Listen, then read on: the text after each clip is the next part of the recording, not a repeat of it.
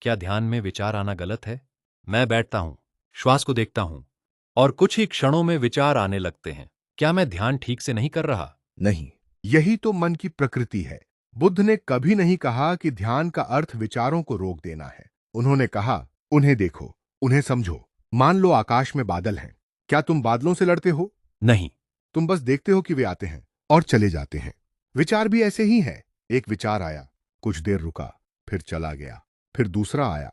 समस्या विचार नहीं है। समस्या यह है कि हम हर विचार के पीछे भागने लगते हैं। कोई पुरानी याद आई, हम उसमें खो गए। कोई चिंता आई, हम उसमें उलझ गए।